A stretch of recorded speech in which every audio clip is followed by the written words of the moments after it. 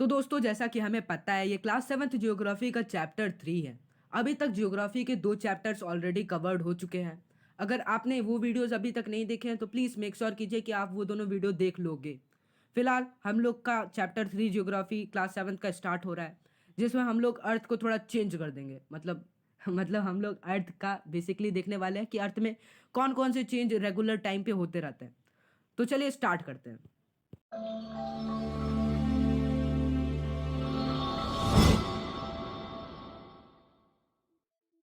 Hello guys and welcome back to class study. As you can see in this video lecture, we are going to cover a new and interesting chapter that is our changing earth. तो जैसा कि हमको पता है यार ये सारी चीज़ें कि ये चैप्टर 3 है क्लास 7 ज्योग्राफी का।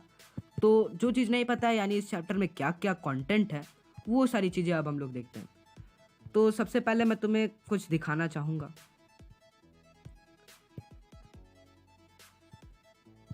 इस चीज़ को तो तुम लोग अच्छी तरीके से जानते होगे, मूवीज़ में भी देखने को मिलता है। जी हाँ, इसको कहते हैं वोल्केनो।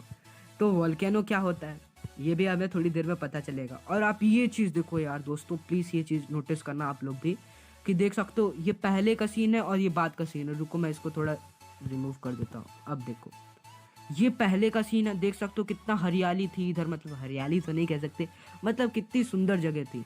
और फिर जब अर्थक्वेक आया तो कुछ ऐसा डिस्ट्रक्शन हुआ था, मतलब कुछ इस कदर तबाही मची थी। तो अर्थक्वेक कैसे आता है, तबाही कैसे मचती है, तबाही कैसे मचती है, तो ये सारी चीज़ें तो हम लोग बालवीर रिटर्न्स में ज़्यादा देखते हैं। तो फिलहाल मैं ये कहना चाह रहा हूँ कि अर्थक्वेक कैसे डिस्ट्रक्शन करता है, किस लेवल पे डिस्ट्रक्शन करता है, ये सारी चीज़ें हम लोग इस चैप्टर में देखेंगे। वॉल्केनोज कैसे वर्क करते हैं, उसके अंदर से ये जो येलो येलो स्वीट स्वीट दिख रहा है ये है क्या, ये अब हम लोग देखेंगे। और मैं बता दूँ ये स्वीट बिल्कुल नहीं है, वैसे मैंने कभी टेस्ट नहीं किया, गर्म होता है ये मुझे पता है।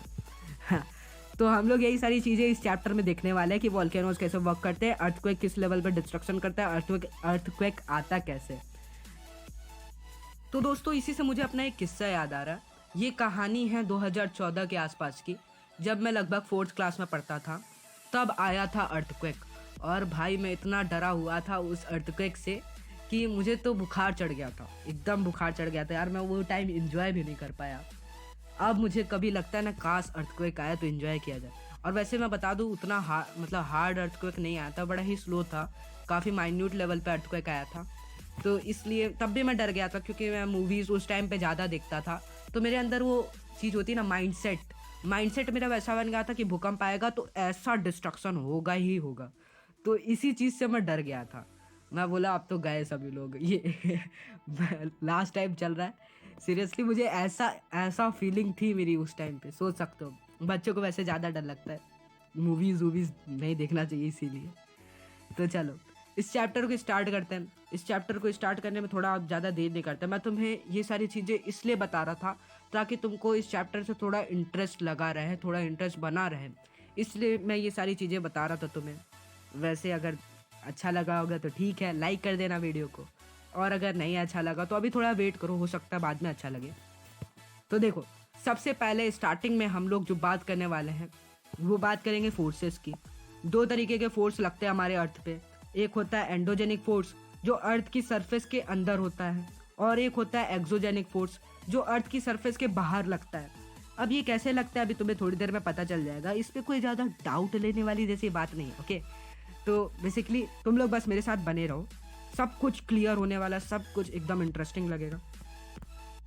तो देखो एंडोजेनिक फोर्सेस मैंने तुम्हें बता दिया, अर्थ सरफेस के अंदर जो कुछ भी फोर्स लगता है उसे एंडोजेनिक फोर्स कहते हैं।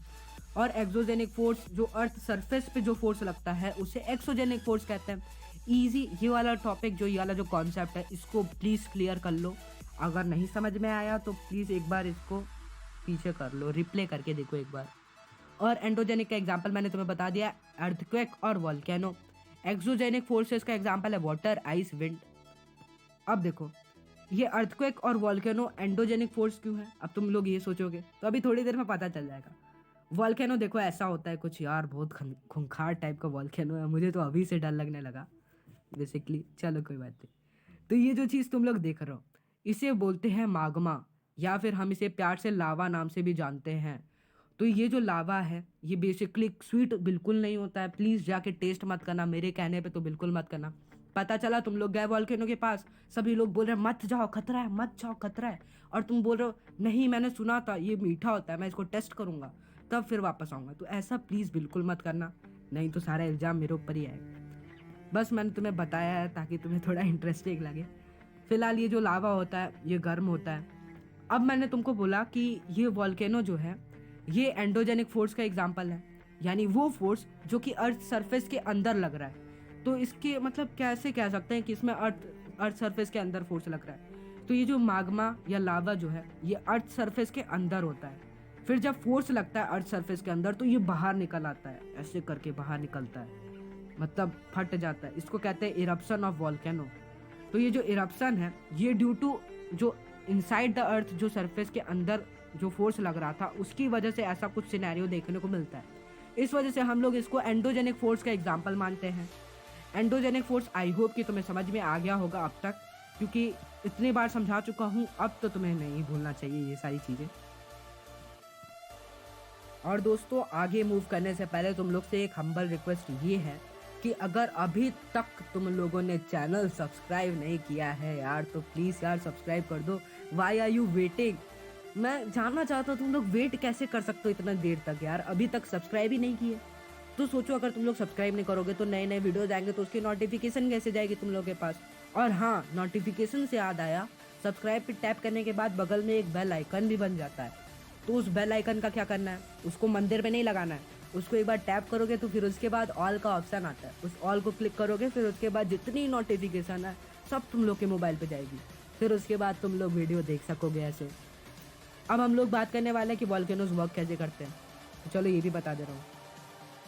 तो दोस्तों मेरा मकसद है कि तुम्हें चीज़ें समझ में आए, इसलिए मैं चाहता हूँ कि तुम एक बार वीडियो पॉज करके, ये पता नहीं कभी कभी क्या होता है, मैं चाहता हूँ कि तुम एक बार वीडियो पॉज करके इसको एक बार पढ़ लो। सिंसियरली मैं ये चाहता हूँ कि तुम इसको एक बार वीडियो पॉज करके एक बार पढ़ लो, तभी तुम्हें अच्छे से समझ में आएगा।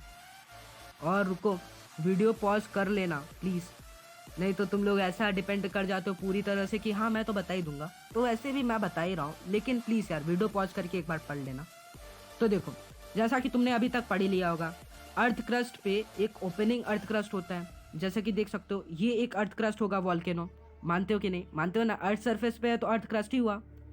तो ये अर्थ क्रस्ट एक माउंटेन के शेप में है, ये भी मानते हो तुम लोग, माउंटेन के शेप में। ऐसा तो माउंटेन ही होता है, अब ऐसा मत कहना ऐसा प्लेन्स होते हैं, तो प्लेन्स ऐसे बिल्कुल नहीं होते, ऐसा माउंटेन होता है। तो कुछ कुछ माउंटेन में क्या होता है, एक ओपनिंग सरफेस होता है। इधर तुम लोग देख सकते हो, यहाँ पर ओपनिंग टाइप का सरफेस है, यहाँ से तुमको डीप गहराई देखने को मिलेगी। तो अर्थ के अंदर, मैंने तुमको इनसाइड द अर्थ वाले चैप्टर में बताया था कि अर्थ के अंदर मोल्टेन रॉक होते हैं। तो वो जो मोल्टेन रॉक है, जब उस पर फोर्स अप्लाई होता है, जब उस पर एंडोजेनिक फोर्स लगता है, एंडोजेनिक फोर्स वो जो अर्थ सरफेस के अंदर रहता है, समझ रहे हो? तो वो जब एंडोजेनिक फोर्स उस पर लगता है तो ये ऐसे प्रेशर के साथ बाहर निकल जाता है। तो ये जो चीज़ बाहर निकल रही है ये माग्मा है। क्लियर? तो यही जो चीज़ होता है फटने के साथ, जो वॉल्केनो के फटने के साथ निकलता है ये मोल्टेन माग्मा, इस प्रोसेस को कहते हैं इरप्शन ऑफ वॉल्केनो। अब मैंने तुम्हें ये वॉल्केनो की वर्किंग तो बता ही दी, और ये भी चीज़ तुमको पता है कि जो माग्मा होता है वो गर्म होता है, ठंडा बिल्कुल नहीं होता।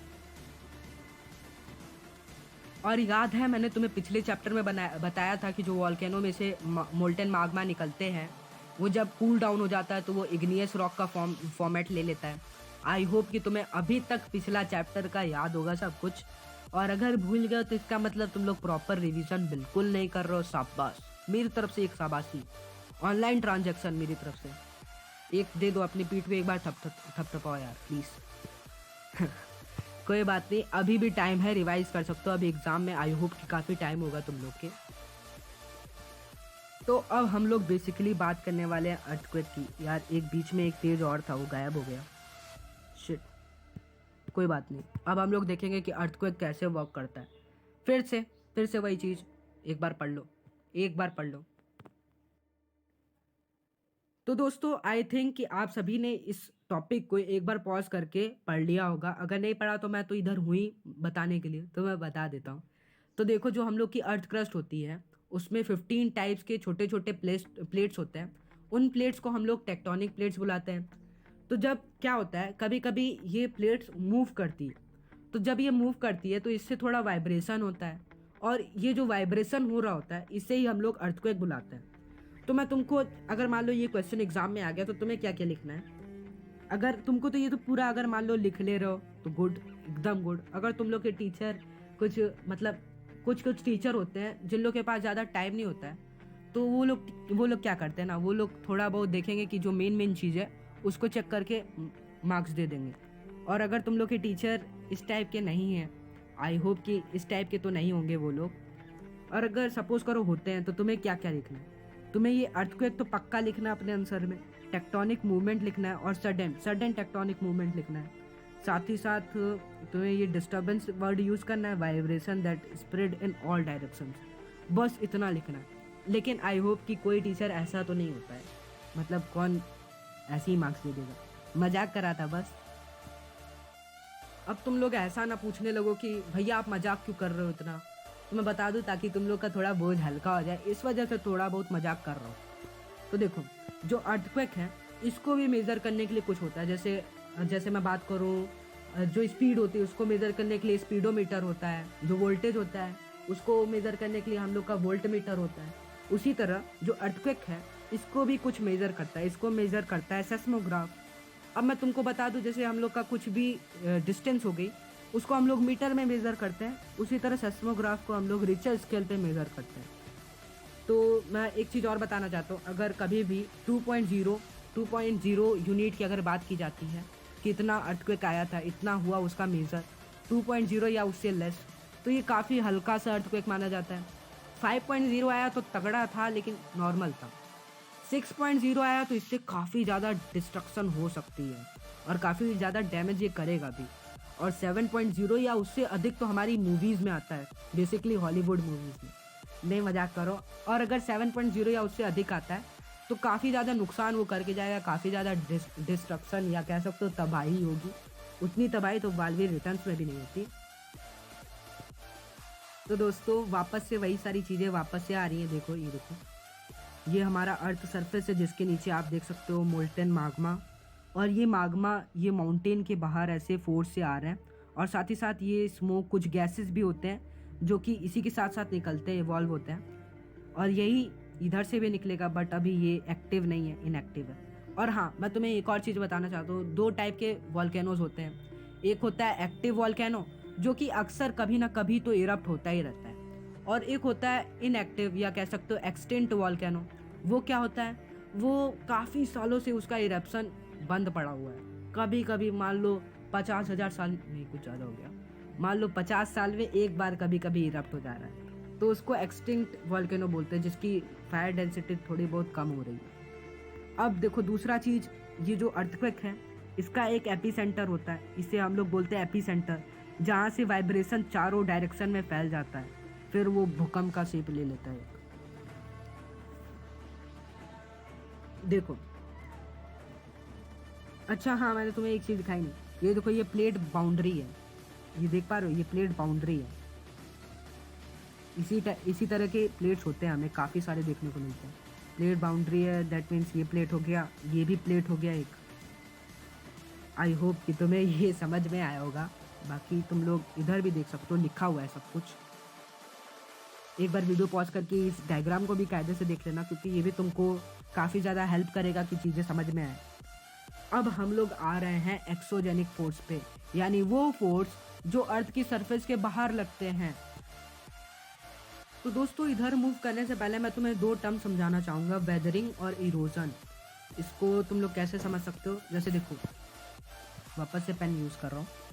जैसे देखो, ये हो गई रॉक, तो जब रॉक अर्थ सरफेस पे टूट जाती है और छोटे छोटे पार्टिकल्स में बदल जाती है, तो वो कन्वर्ट हो जाती है सैंड में। समझ रहे हो, बड़ा ही खराब डायग्राम बनाया हूँ मैं, बट समझाने के लिए समझ जाओ। जो रॉक होती है वो वेदरिंग के प्रोसेस के थ्रू छोटे छोटे पार्टिकल्स में टूट जाती है, और वही पार्टिकल्स हम लोग का सैंड बन जाता है। तो ये जो प्रोसेस है इसको हम लोग कहते हैं वेदरिंग। अब इरोजन क्या होता है, जैसे कि तुमने सुना होगा सॉइल इरोजन शब्द, ये काफ़ी टाइम आता है। जैसे ये हम लोग का अर्थ क्रस्ट है, इसके ऊपर एक सॉइल की लेयरिंग होती है, तो जब कभी भी विंड हो गया या वाटर हो गया, इन सब से जो टॉप लेयर होती है यानी जो सॉइल होता है वो रिमूव हो जाता है, हट जाता है। और ये वाला जो प्रोसेस है यानी सॉइल का हटना from the top most layer is known as erosion. तो इसको हम लोग इरोजन कहते हैं। आई होप कि तुम्हें ये भी चीज़ समझ में आई होगी। फिलहाल ये खराब सा जो डायग्राम है इसको रिमूव कर देता हूँ। तो बेसिकली तुम लोग ये इमेज तो समझ ही रहे होगे। ये यहाँ पर वाटर आ रहा था, फिर वाटर यहाँ से फॉल होने लगा, तो इसलिए हम इसको वाटरफॉल कहते हैं। वाटर ऊपर से नीचे गिर रहा है। तो ये बेसिकली एक इमेज वाला कॉन्सेप्ट ही था। इसके लिए तुम्हारी बुक में पता नहीं क्यों 2 लाइन ली गई है। आई डोंट थिंक इतना लंबा था ये टॉपिक। अब देखो, अब आता है मेन टॉपिक। ये जो मिएंडर है ये क्या होता है? तो जो हमारी नदी होती है, ऐसा तो है नहीं कि वो बड़ी सीधी साधी है और सीधी सीधी निकल जा रही है। तो जो नदी होती है वो बड़ी टेढ़ी मेढ़ी होती है। तो जब कभी भी ये मोड़ती है, ये जो मुड़ती है तो एक मोड़ बनाती है, और इस मोड़ को हम लोग मिएंडर कहते हैं। देख सकते हो यहाँ पे मुड़ रही है, इधर भी मुड़ रही है, इसे भी मिएंडर कहेंगे। इधर भी, इधर भी। तो ये जहाँ जहाँ मुड़ती है उसे मिएंडर के नाम से जाना जाता है। अब कभी कभी क्या होता है ना, ये पानी अपने साथ मिट्टी लेके आ रही है, तो मिट्टी लेते आते आते कहीं पे भी हो सकता है, जैसे यहाँ पे मिट्टी हो गई तो कुछ कुछ जो पार्ट है नदी का वो अलग हो गया। जैसे देख सकते हो इतना सा जो हिस्सा है ये इस मेन नदी से थोड़ा अलग हो चुका है। ये मेन रिवर तो ये वाली है, बट इससे ये वाला हिस्सा थोड़ा अलग हो चुका है। तो जब कभी भी ऐसा कुछ सीन देखने को मिलता है कि थोड़ा सा वाटर मेन रिवर से थोड़ा सा अलग हो गया है, उसको हम लोग ऑक्स बो लेक कहते हैं। तो ये चीज़ भी याद रख लेना, ऑक्स बो लेक क्या होता है। अब देखो ये लीवीज क्या होती है। ये जो लीवीज है ये क्या होती है, देख सकते हो ये पूरा ऐसा है, फिर इसके बाद ऐसा उठा हुआ है। तो ये जो उठा हुआ है इसको कहते हैं लीवीज। तो अभी लीवीज तुमको मेरे ख्याल से फ्लड प्लेन के बाद समझ में आएगा। फ्लड प्लेन क्या होता है, जैसे देखो ये है तुम्हारा फ्लड प्लेन, इसके बाद लीवीज है ये। तो देखो बेसिकली होता क्या, जब कभी भी रेन आता है तो पानी इधर भरा जाता है। तो इसलिए जब कभी भी बाढ़ आता है, बारिश होती है, उसे इंग्लिश में फ्लड कहते हैं। तो फ्लड आया तो इतने हिस्सों में पानी भर गया यानी बाढ़ आ गई, तो इसलिए इसको फ्लड प्लेन कहा जाता है। और जहाँ जहाँ बाढ़ नहीं जा पा रही है क्योंकि ये उठा हुआ एरिया है, तो पानी यहाँ पे आता है वापस से स्लिप होके इधर, यहाँ पे आता है वापस से स्लिप होके अंदर। तो इसीलिए ये जो उठा वाला एरिया है इसको हम लोग लीवीज कहते हैं। आई होप कि तुम्हें इससे रिलेटेड सारे डाउट क्लियर हो चुके होंगे। तो चलो अब थोड़ा और आगे बढ़ जाते हैं। तो दोस्तों देख सकते हो यहाँ पर एक मेन रिवर है, ये आ रही है मेन रिवर। अब ये जैसा कि नहीं होता है जैसे सड़क होते हैं तो वो स्प्लिट हो जाते हैं, सिमिलरली ये जो मेन रिवर है ये स्प्लिट हो जा रही है, फिर ये फर्दर जाके स्प्लिट हो जा रही है, ये फर्दर जाके स्प्लिट हो जा रही है। बेसिकली यहाँ पे क्या हो रहा है, जो मेन रिवर थी वो छोटे छोटे सब पार्ट्स में डिस्ट्रीब्यूट हो रही है। डिस्ट्रीब्यूट मतलब होता है बट जाना। आई होप कि तुम्हें डिस्ट्रीब्यूट का मतलब पता होगा। तो ये जो डिस्ट्रीब्यूशन वाला प्रोसेस है इसकी वजह से काफ़ी सारे सब रिवर्स बनने लग रहे हैं। ये जो मेन रिवर थी वो छोटे छोटे सब पार्ट्स में डिवाइड होती जा रही है और काफ़ी ज़्यादा डिस्ट्रीब्यूशन कर रही है, जिस वजह से ये जो डिस्ट्रीब्यूटेड रिवर्स है इसको हम लोग डिस्ट्रीब्यूटरी के नाम से जानते हैं। जो मेन रिवर्स थी वो डिस्ट्रीब्यूट हो गई, इस वजह से जो सब रिवर्स है उसको हम लोग डिस्ट्रीब्यूटरी कहते हैं, क्योंकि वो मेन रिवर से ही तो डिस्ट्रीब्यूट बन के होके बना है। तो इसलिए ये मेन रिवर की डिस्ट्रीब्यूटरी है। और ये जो मेन रिवर और डिस्ट्रीब्यूटरी को जब तुम लोग ऐड कर दोगे, मतलब पूरा मेन रिवर और डिस्ट्रीब्यूटरी दोनों को मिला लोगे, तो ये एक डेल्टा फॉर्म करता है। तो डेल्टा कुछ ऐसा होता है। अगर तुम्हें थोड़ा डीप जानना तो मैं एक और चीज़ बता दे रहा हूँ। जो डिस्ट्रीब्यूटरी है यहाँ पे आते आते जो इसकी स्पीड है वो थोड़ी कम हो जाती है। और मैंने तो तुम्हें बता ही दिया कि पानी हो गया, हवा हो गई, ये सब अपने साथ वो सॉइल लेके आ रही होती है। तो ये जो सॉइल के पार्टिकल्स है बेसिकली सेंडिमेंट्स हैं, जब स्पीड स्लो हो जाती है तो ये यहीं पे जमने लगती है। देख सकते हो जितनी भी डिस्ट्रीब्यूटरी है सब कुछ माउंट टाइप का स्ट्रक्चर बना रही है। देखो इस टाइप का स्ट्रक्चर बन रहा है। तो ये जो माउंट टाइप का स्ट्रक्चर है बेसिकली इसको डेल्टा कहते हैं। फिलहाल अगर तुम्हें ये वाला टॉपिक हो सकता है ना समझ में आए, इसीलिए मैं कहता हूँ थोड़ा बुक भी पढ़ा करो। बुक पढ़ोगे तो तुम्हें अच्छे से समझ में आएगा, क्योंकि लिखी वाली चीज़ें भी अच्छे से समझ में आती है और जो मैं पढ़ा रहा हूँ वो तो अलग है, उसको तो अलग से टाइम देना है तुम्हें, बट पढ़ाई को भी अलग से टाइम देना है। यानी बुक रीडिंग मेन होती है, इसीलिए ये सारा कॉन्सेप्ट कहीं छूट ना जाए। क्योंकि मैं जो जितनी चीज़ें पढ़ा रहा हूँ सब एनसीईआरटी से, हालांकि ये जो 90% जितनी भी बुक होती है सब एनसीईआरटी से ही कॉपी की जाती है, बट तुम्हारी बुक में हो सकता है कुछ केस स्टडी दिया हो, वो मैं ना कवर करा पा रहा हूँ। जैसे कि सिचुआन की केस स्टडी दी गई होगी, जापान की केस स्टडी दी गई होगी अर्थक्वेक वाले हिस्से में। हो सकता है इतनी केस स्टडी दी गई हो, बट क्योंकि मैं सीबीएसई बुक से नहीं पढ़ा रहा हूँ, एनसीईआरटी बुक से पढ़ा रहा हूँ, तो हो सकता है केस स्टडी वाला हिस्सा थोड़ा छूट जाए। तो वो केस स्टडी वाला हिस्सा तो तुम्हें पढ़ना पड़ेगा। उसी के साथ साथ अगर तुम डेल्टा वाला हिस्सा पढ़ लोगे तो तुम्हारे ये वाला जो कॉन्सेप्ट है वो काफ़ी ज़्यादा स्ट्रांग हो जाएगा। मैंने तो भाई अपने तरफ से बताने की पूरी कोशिश की कि डेल्टा क्या होता है। फिलहाल चलो, कुछ हैवी तो नहीं ना लग रहा है तुम लोग को? मतलब मस्त एकदम लग रहा है ना कि हाँ अब तो सही है, मस्त चल रहा है, ऐसा लग रहा है तो आगे पढ़ो। नहीं तो वैसे अच्छा ही लग रहा होगा, क्योंकि अभी ज़्यादा मिनट भी नहीं हुआ और इतना टाइम स्पैन होना चाहिए, इतना तो होना चाहिए टाइम स्पैन। दोस्तों एक चीज़ मुझे अभी तक नहीं समझ में आती, अगर तुम्हें पता हो तो प्लीज़ कमेंट कर देना। मैं जानना चाहता हूँ कि जो एनसीईआरटी बुक होती है वो इतनी सस्ती क्यों होती है, और जो सीबीएसई वाली बुक है वो इतनी महंगी होती है। फॉर एग्जाम्पल अगर मैं बात करूँ एनसीईआरटी बुक का अगर दाम 50 से 60 के बीच में, मैं सच बोल रहा हूँ, एकदम ट्रूथ बोल रहा हूँ। जो ज्योग्राफी की बुक है मैंने इसका कॉस्ट तो नहीं देखा अभी तक, बट फिर भी 50 to 60 अराउंड इसका कॉस्ट होगा। ज़्यादा से ज़्यादा 100 तक चला जाएगा, 100 से ऊपर नहीं जाएगा। बट वहीं अगर तुम लोग सीबीएसई की बुक तुम लोग के पास ही होगी बेसिकली, अगर उसके पीछे पलट के उसका कॉस्ट देखोगे तो मेरे पास जो मेरे टाइम पे सीबीएसई की बुक थी ज्योग्राफी की, उसका कॉस्ट था, ज्योग्राफी की नहीं बेसिकली सोशल साइंस की थी, टोटल था उसमें, उसका कॉस्ट था 330 रुपीज़। सोच सकते हो, मतलब इतना ज़्यादा कॉस्ट, हद है। कोई ऐसी बात नहीं है कि सीबीएसई वाली बुक में ज़्यादा कुछ लिखा होता है, वही सारी चीज़ें लिखी होती है, बस हो सकता है 1-2 पेज ज़्यादा लिखा होगा, बस 1-2 पेज, वही सारी चीज़ें, उसमें केस स्टडी आता है। तो मैं तुमसे ये जानना चाहता हूँ, प्लीज़ यार कमेंट कर देना अगर पता हो इसका आंसर तो। वैसे जहाँ तक मुझे लगता है कि जो सीबीएसई होती है उसमें थोड़ा अच्छा फिगर होता है, बाकी जो एनसीईआरटी होती है उसमें बच्चे सब ड्राइंग बना के चले जाते हैं, देख सकते हो पेंसिल कलर से ऐसे रंगा गया है। मुझे तो यही लगता है। फिलहाल तुम्हें क्या लगता है ये तुम कमेंट कर देना।